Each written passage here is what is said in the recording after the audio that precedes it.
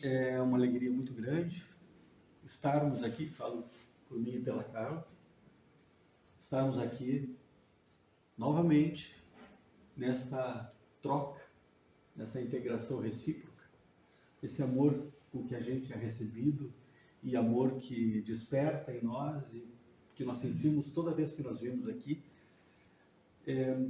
E é uma comunhão muito grande, como disse o Diniz, já temos trajetórias, né? As vidas vão se entrelaçando, né?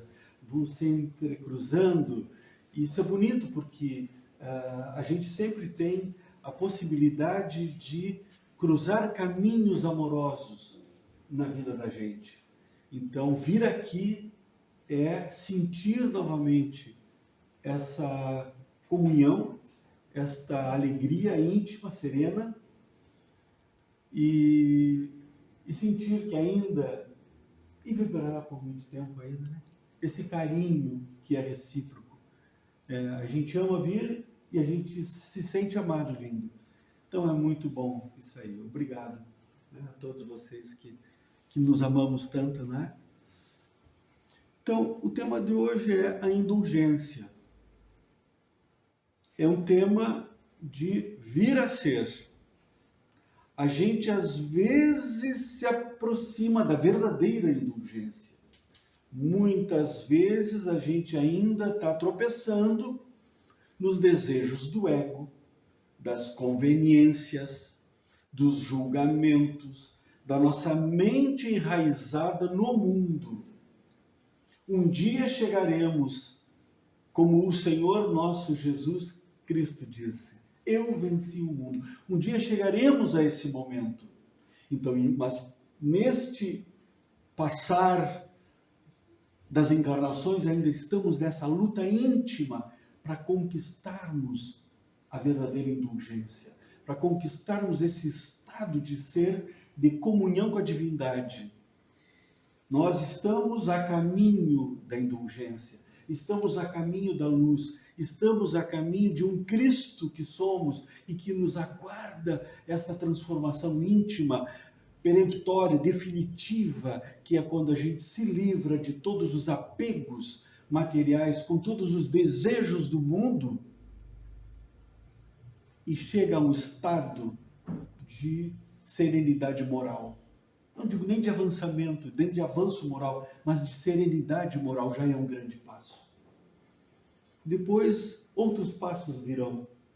Então, a indulgência está no capítulo 10º, Bem-aventurados os misericordiosos, item 16 e 17 do Evangelho.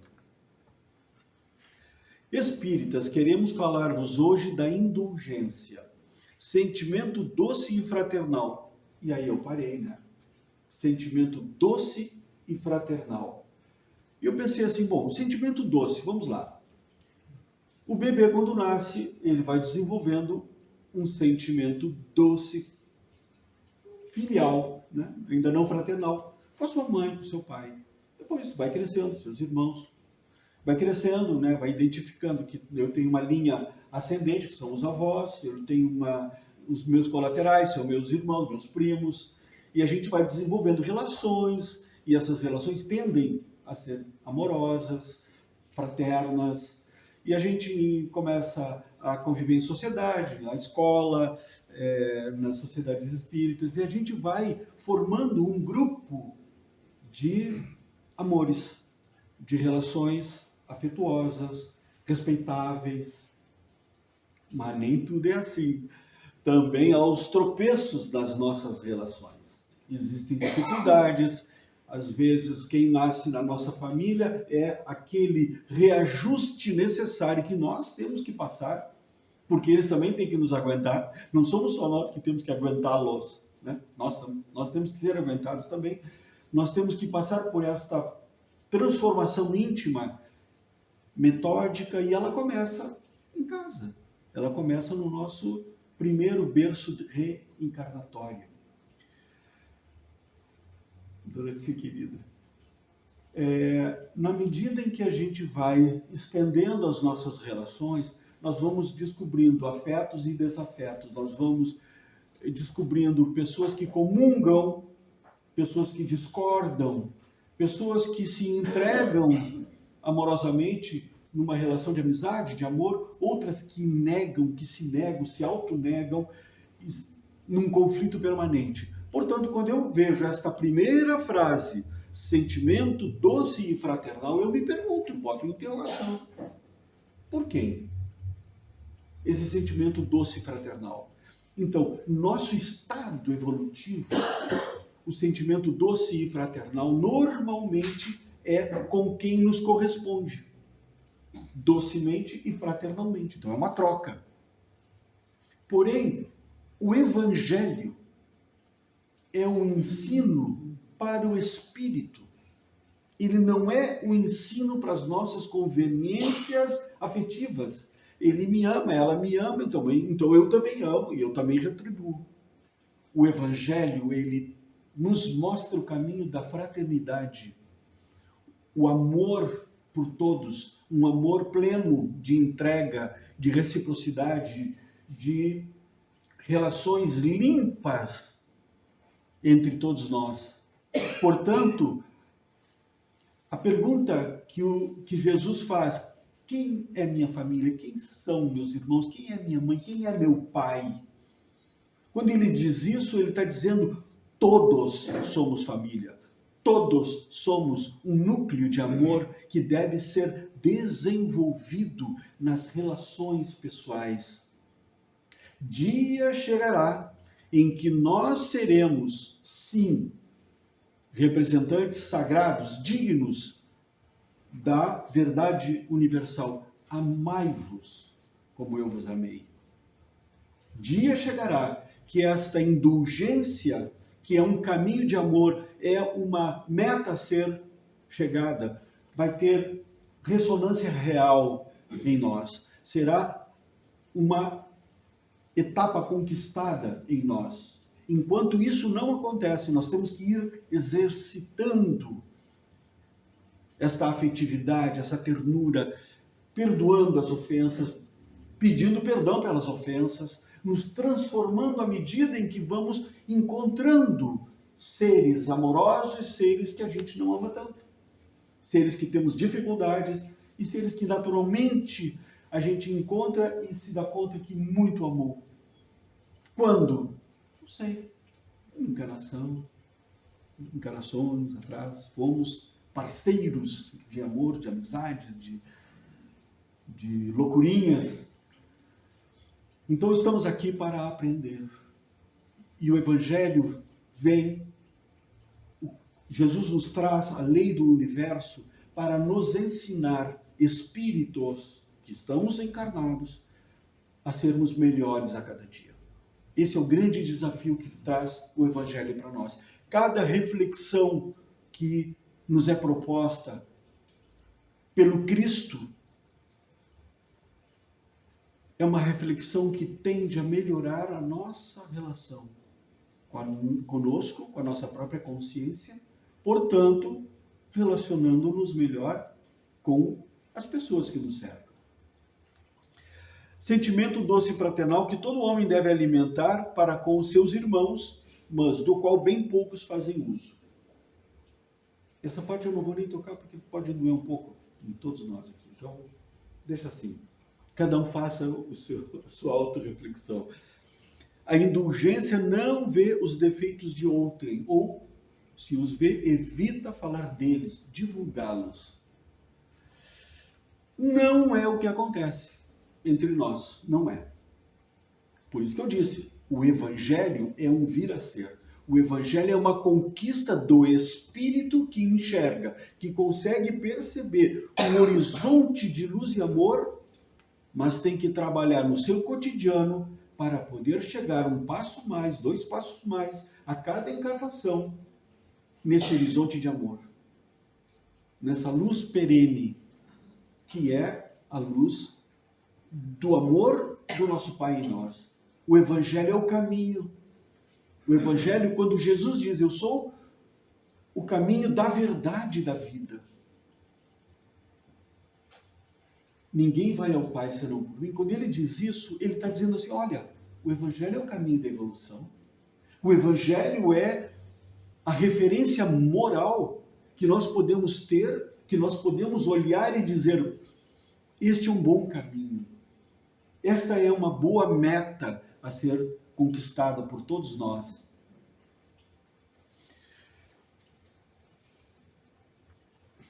Ao contrário, oculta-os, a fim de que não se tornem conhecidos, senão dela unicamente, da indulgência, né?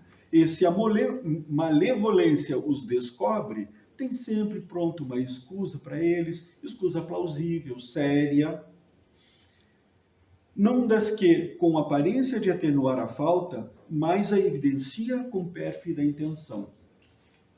Então, eu encontro meu irmão, a minha irmã, que eu sei que cometeu um erro. X, posso ter sido eu, alguém me encontra, né? E aí, numa comunidade, na sociedade espírita, eu me levanto e digo assim: meu querido, minha querida, eu sei que tu cometeste, mas eu te perdoo e eu te abraço. Isso é hipocrisia, né? Isso aí está só colocando a dor, colocando o problema, colocando o desvio moral de alguém com outro desvio ainda muito mais sério, que é a exposição do mal. Então, o Evangelho nos propõe: sim, o mal existe. Sim, ele é ainda uma realidade em nós. Sim, porém, na medida da compreensão de cada um de nós, nós podemos transformar esse mal, se ainda não dá para transformar no bem, que pelo menos a gente possa aplacar a interferência do mal aonde nós vivemos. Porque, como nós conversamos, né, Júlio, na chegada, o semelhante atrai o semelhante. Por amor estamos aqui, a Carla e eu, por amor estamos aqui, porque nós temos esta referência afetiva. Se o semelhante atrai o semelhante, quando alguém coloca o erro alheio numa evidência pública, a ressonância da sociedade entra em ação. Nós não queremos tapar o sol com a peneira, nem colocar o pó para baixo do tapete. Porém, quando nós sabemos, porque isto é um dever de todo cristão e todo espírita, quando nós sabemos que ainda somos seres imperfeitos a caminho do amor, nós vamos cada vez mais perdendo o direito de apontar o erro alheio. Apontar a questão moral, a diferença moral do nosso irmão. Por quê? Porque nós também estamos a caminho. Ninguém tem asinhas nas costas aqui. Na encarnação estamos todos sujeitos às vicissitudes do aprendizado moral. Quando o Cristo diz: a verdade vos libertará, não é a verdade que eu proclamo em relação aos desvios morais dos outros. Não, o Cristo jamais faria este tipo de proposição para nós. O Cristo disse: a verdade vos libertará, colocando o caminho do amor para dentro de nós. O caminho da compreensão, o caminho da evolução moral, da evolução da nossa própria consciência, ele traz para dentro de nós, ele coloca para dentro, para nós desenvolvermos a responsabilidade pelos nossos próprios pensamentos, quanto mais pelos nossos atos, pelos nossos pensamentos, responsabilidade total pelos nossos pensamentos. Palavras e obras. Pensamentos, palavras e obras, é o que o Cristo falou. Somos responsáveis pelos nossos pensamentos, pelas nossas palavras e pelas nossas obras. Ao contrário, oculta-os, a fim de que não se tornem conhecidos, senão dela unicamente, e se a malevolência os descobre, tem sempre pronto uma escusa para eles. Escusa plausível, séria, não das que com aparência de atenuar a falta, mais evidencia com pérfida intenção. A indulgência jamais se ocupa com os maus atos de outrem. Portanto, quando nós estamos preocupados, ocupados com a nossa mente interessada em encontrar os defeitos ou expor os defeitos alheios, nós fugimos. Nós não estamos sendo indulgentes. E se nós temos este julgamento quanto aos atos dos outros, é porque nós temos em nós esta dificuldade e este desvio moral. É uma expressão meio complicada, mas nós trazemos em nós, porque o problema que o outro causa, ele também pode trazer ressonância dentro de nós, e a gente se rebela porque a gente não quer olhar o que somos ainda, como nós estamos atravessando as nossas etapas evolutivas. Mas mesmo neste caso, tenha o cuidado de os atenuar tanto quanto possível. Não faz observações chocantes, não tem nos lábios censuras, apenas conselhos e, as mais das vezes, conselhos velados. É aquela história assim, eu sei que eu tenho problemas de diabetes. Eu tenho problema de diabetes. E alguém que me ama muito sabe que eu tenho problema de diabetes. É só um exemplo, eu não tenho ainda. Os meus exames estão quase ali, mas ainda não tenho. Mas essa pessoa, ao invés de chegar e botar o dedo na ferida e dizer assim, tu não tem que comer pão, tu tem que apagar o celular antes de vir para cá. E a mamãe está falando. Tem que apagar o celular. Eu sempre apago, mas eu esqueci. Só um pouquinho. Então, cada vez que a gente cada vez que o nosso pensamento entra em ressonância com o pensamento do outro, nós criamos um vínculo de desarmonia, de harmonia, dependendo de como nós estamos naquele momento. Agora sim, olha o pensamento, a pergunta que o Evangelho nos traz. Quando criticais, que consequências se há de tirar das vossas palavras? Então, o Evangelho está nos colocando todas estas reflexões para dentro de nós. Ele não está dizendo, o seu próximo é assim, portanto, não. O Evangelho está trazendo para dentro de nós as reflexões. Quais as consequências? A de que não tereis feito o que reprovais. Portanto, se a gente está apontando o outro, é porque a gente não fez aquilo que a gente está reprovando no outro. Visto que estáis a censurar, que valeis mais do que o culpado. E isto aqui é doloroso. Quando a gente compreende, aceita, que cada vez que a gente está criticando o outro, a gente está se sentindo superior ao outro. É isso que o Evangelho está nos propondo. É esta reflexão. Se eu estou criticando alguém, é porque eu me considero melhor. Mas eu só posso me considerar melhor depois que eu esqueci. Depois do que eu esqueci daquilo que eu fiz naquela época, sabe? Lá que nós viemos fazendo aquelas coisas, né? Lá de trás, lá do fundo da nossa consciência, e que agora estão bem abafadas, porque na encarnação a gente tem a bênção do esquecimento. Porque se a gente soubesse que aquela pessoa que está no nosso lado, vem como filho, como esposa, como pai, como mãe, já foi um inimigo feroz da nossa história como espírito, como seria a nossa relação com esse ser que hoje vem próximo a nós para que a gente se recomponha moralmente com ele? Imagina se eu sei que, né, o filho, a filha, foi um desafeto, ou foi alguém que eu tive profundas dificuldades, e agora vem como filho, ou eu venho como filho. Nós teríamos um pandemônio na nossa civilização. Seria um desajuste total na nossa civilização. Então, como Deus é bom, o Pai é bom, nos criou com esquecimento. Portanto, a gente, a partir do nascimento e a partir da evolução da nossa mente, da nossa consciência, a gente vai estabelecendo relações, vai estabelecendo pensamentos, vai estabelecendo metas, vai estabelecendo a capacidade de compreender a dificuldade, o amor, a proximidade das pessoas que estão aí nos cercando. Porque às vezes vão ser 1000 maravilhas, mas às vezes serão 1000 dificuldades.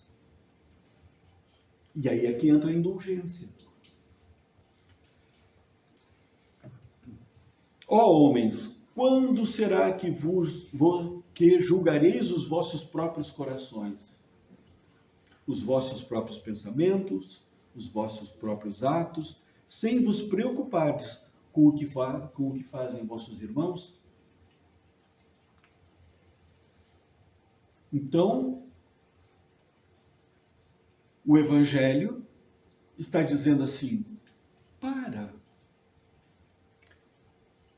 de avaliar os atos dos outros, para de julgar os atos dos outros, para de colocar nos outros responsabilidades que somente a eles corresponde acolher ou não, e traz para dentro de ti a responsabilidade da própria evolução. Esse é o momento em que nós nos calamos. É o momento em que nós silenciamos a nossa vozinha íntima, interna aqui, que fica apontando os defeitos dos outros. É nesse momento em que a nossa consciência diz assim, basta. Basta, porque os erros que tu cometes, os erros que os teus irmãos cometem, são todos os erros de toda a nossa humanidade. Ninguém está errado, ninguém está certo, todos estamos a caminho, todos estamos tropeçando, todos estamos pegando ventos de amor, ventos de urbanidade, ventos de amorosidade, e caímos da ribanceira do pecado, do desvio moral, como queira chamar. Caímos. Mas tem sempre alguém, uma mão carinhosa, uma mão caridosa que nos levanta e diz, vamos seguir. A caminhada é longa, mas nós vamos seguir. Porque haverá um momento em que nós poderemos um dia chegar e expressar o que o Cristo Jesus disse. Eu venci o mundo. O Cristo nos coloca esta realidade. Eu venci o mundo. E nós, na nossa evolução, como somos espíritas, já sabemos das encarnações. Sabemos que esta encarnação é a melhor de todas as nossas encarnações. É onde o nosso conhecimento está mais evoluído, as nossas condições morais estão mais evoluídas, a nossa percepção, o nosso sentimento está mais evoluído. Então, esta é a nossa melhor encarnação. Se nós chegamos a ela com esse estado de ser, o que ainda nos aguarda? A resposta é de cada um. Quando o Cristo vem e nos oferece o caminho da verdade e da luz, ele está dizendo, sois deuses, e aquilo que eu faço, vós fareis tão bem e melhor. Então ele está nos dando o caminho, está aqui, ó. Todo mundo vai evoluir, todo mundo vai crescer, todo mundo vai se desenvolver. Todo mundo vai chegar na indulgência. Essa indulgência total, essa indulgência limpa, sem mácula, sem que o olhar se perca na observação do erro alheio. Quando só tereis olhares severos sobre vós mesmos, sede, pois, severos para convosco e indulgentes para os outros. Esta severidade que o Evangelho propõe não é a severidade da Idade Média, onde, em alguns setores, as pessoas, devido a alguns desvios morais que eles já reconheciam em si, eles pegavam o cilício, né? Se eu tiver errado a palavra, por favor, me corrija. mas eles se siliciavam, eles se batiam, né? Minha culpa, minha máxima culpa. E eu não estou condenando religião alguma, por favor, não é crítica. É uma realidade, isso passou na nossa humanidade. Pronto. Então, quando a gente, naquela época, a gente se batia, se machucava, lacerava o corpo para atingir um desvio da alma, nós estávamos pensando, imaginando que estávamos depurando o nosso ser. Estávamos machucando o nosso corpo. Porque a única forma de depurar realmente o nosso ser é enfrentar as dores que nós causamos e que se tornam realidade nas nossas encarnações para podermos resgatá-las. Através do tempo não adianta tu macerar o corpo, tu te encher de dores do corpo, fazer qualquer tipo de estripulia no corpo, se tu não macerares a alma, o ser, o espírito encarnado. Sede, pois, severos para convosco, severos quando nós tivermos o mau pensamento, ou no momento em que tivermos o mau pensamento, usar da severidade e se perguntar: por que eu estou pensando isso? Por que eu estou reagindo dessa forma? Porque eu tenho que mudar, eu tenho que ser severo comigo. Severo. Chico tem uma passagem dele maravilhosa.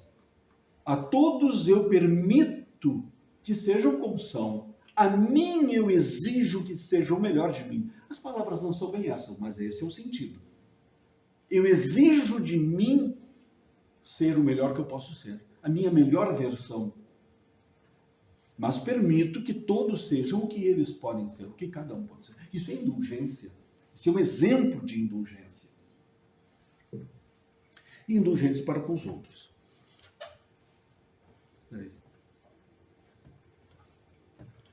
Lembrai-vos daquele que julga em última instância. E aí dá um arrepio na coluna. Sabe aquela coisinha, né, que te incomoda. Lembrai-vos daquele que julga em última instância, que vê os pensamentos íntimos de cada coração. E que, por conseguinte, desculpa muitas vezes as faltas que censurais. Então ele está dizendo que o Pai, nosso Criador, é indulgente conosco. Ou condena o que relevais, porque conhece o móvel de todos os atos. O que é esse conhece o móvel de todos os atos? Quando eu estava estudando assim, eu digo assim, eu vou ter que criar um exemplo. Tá aqui o exemplo. Alguém está lavando a louça, né? E tá colocando os pratos no escorredor ali e tal, né? Para depois ficar e guardar. Ok, né? Eu acho que todo mundo sabe do que eu estou falando, né? Aí de repente pega uma panela, pega uma concha, pega alguma coisa e bate no prato, bate. Aí quebra tudo, bate no escorredor, cai tudo, quebra tudo. Meu Deus do céu. Em contrapartida, a mesma pessoa, num acesso de insanidades momentânea, numa fúria, brigou com o fulano, brigou com o Zezinho, com a Mariazinha, pegou todos aqueles pratos e jogou no chão. Qual é o móvel de cada uma dessas ações? Uma foi um acidente tentando fazer uma coisa boa. Acontece. A gente, às vezes, ao fazer uma coisa boa, pode provocar algum incidente. E o móvel da segunda ação é a raiva. Então, esta passagem do Evangelho está dizendo assim: o Pai conhece o móvel, aquilo que nos move, a comoção íntima que nos move a tomar uma determinada atitude. Então, quando eu acidentalmente quebro aquele monte de prato, na forma literal, quebrar os pratos mesmo, não é quebrar os pratos em casa, tá? É quebrar os pratos mesmo. Quando eu não intencionalmente quebro os pratos e fico me macerando, puxa vida, olha os pratos, olha aqui, vou ter que pagar tudo isso aí, vou ter que comprar tudo de novo. E eu fico mal. O Pai não está olhando esse móvel, esta comoção íntima. O Pai está olhando a comoção daquele que pegou os pratos e intencionalmente rebentou com todos eles. Então, este é o sentido desta passagem. Lembrai-vos de que vós, que clamais em altas vozes, anátema, e anátema é um julgamento. Na Idade Antiga, um anátema levava a pessoa ao apedrejamento, à excomunhão, né? A pessoa cometia algo sério e dentro da religiosidade, né? Então era considerado uma anátema e aí era banido, saía da sociedade, ia caminhar pelo mundo, ou era apedrejado, morto de alguma forma. Lembre-se de que vós que clamais em altas vozes anátema, tereis talvez cometido faltas mais graves. E aqui, essas faltas mais graves, a gente pode não ter cometido nesta encarnação. Mas a gente pode não lembrar, mas seguramente alguma coisa aconteceu. Sede indulgentes, meus amigos, porquanto a indulgência atrai, acalma, ergue, ao passo que o rigor desanima, afasta e irrita. Então, diz, nós temos que ter isso aqui, eu também fui presidente de sociedade, então nós temos que ter essa atenção, porque quando nós estamos assim exigindo, sabe, aquela coisa da disciplina, do horário, sabe, esquecendo das individualidades, nós só produzimos rancor, irritação, tristeza e afastamento. Ninguém comunga com uma pessoa que só exige. Não. As pessoas comungam com as pessoas que compreendem. E agora vem nessa compreensão, indulgência não é conivência. É uma coisa muito delicada, porque muitas vezes as pessoas, principalmente hoje, na nossa sociedade, a permissividade de pais com crianças, permissividade da própria sociedade com pessoas que se desviam do bom caminho, ela está sendo confundida. Essa permissividade como se fosse indulgência, mas não é. A indulgência, ela é soberana. A permissividade ou a conivência, ela é uma deturpação da liberdade que eu posso dar para o outro. Aquele que estiver sem pecado, atire-lhe a primeira pedra, disse Jesus.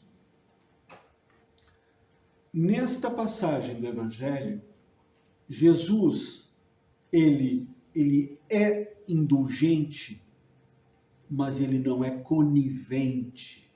E esta situação é de um exemplo tão profundo e tão belo que nós, observando, estudando essa passagem do Evangelho, ele coloca aquela situação, ele observa aquela situação e coloca para dentro de cada um a reflexão. Ele não condena ninguém, ele só pergunta: vocês não têm pecado? Vocês esqueceram daquele pecado que vocês lembraram agora? Examinem a própria consciência se vocês podem jogar pedra numa pessoa, porque a sociedade não está conhecendo, não descobriu ainda os erros que vocês cometeram. Qual é o estado moral daquele povo? Qual era o estado moral daquele povo? E quem eram aquelas pessoas? Nós estávamos lá julgando aquela mulher? E o homem que adulterou com ela? Por que não era trazido também? São perguntas. Jesus não é conivente, mas ele é brando de coração, ele é indulgente. Quando ele diz: mulher, onde estão os que te condenavam? E a palavra final dele, sem ser conivente, ele forma um arcabouço de educação que reverbera no coração de todos nós até hoje. Ele diz: vai e não torna a pecar. Ele dá plena liberdade. ele dá plena liberdade para aqueles que estavam acusando-a. Ele dá plena liberdade. A liberdade da reflexão da própria consciência. Onde estão os que te acusavam? Então, quando ele coloca esta condição, onde estão os que te acusavam, ele estava dando liberdade para todas aquelas pessoas que já estavam com as pedras na mão, julgando aquela situação, porque não era só uma mulher, mas era uma situação toda, e ele pergunta, né? Vocês não têm pecado para poder julgar e apedrejar essa mulher? Vocês não têm pecado, vocês estão limpos de coração? Porque realmente aquele que estivesse limpo de coração jamais atiraria uma pedra. Então só estavam naquela situação porque eles tinham ainda muita maldade. E quem eram eles? Éramos nós. Se a gente não estava lá, a gente estava no outro lado fazendo uma coisa semelhante. A gente estava por aí. Esta máxima faz da indulgência um dever, pois não há quem dela não necessite para si mesmo. Ensina que não devemos julgar os outros mais severamente do que julgamos a nós mesmos, nem condenar nos outros os erros que desculpamos em nós. Antes de reprovar uma falta de alguém, consideremos se a mesma reprovação não nos pode ser aplicada. De novo, Jesus remete para dentro de nós mesmos. Jesus coloca para dentro de nós a responsabilidade da evolução moral. Jesus, ele não é conivente, ele não condena. Ele coloca como dever moral de forma individual. Ele coloca em nós essa responsabilidade, esse brio moral da gente descobrir dentro de nós os valores que jazem dormentes no nosso ser. Porque fomos criados com esses valores. Fomos criados com todo o amor que vai se desenvolvendo a partir da nossa mais íntima consciência, do nosso estado mais íntimo de ser. É uma esperança. É uma luz que a gente pode observar, que a gente pode sentir, que a gente pode acolher no nosso íntimo. Então, para hoje era isso. Muito obrigado pela atenção.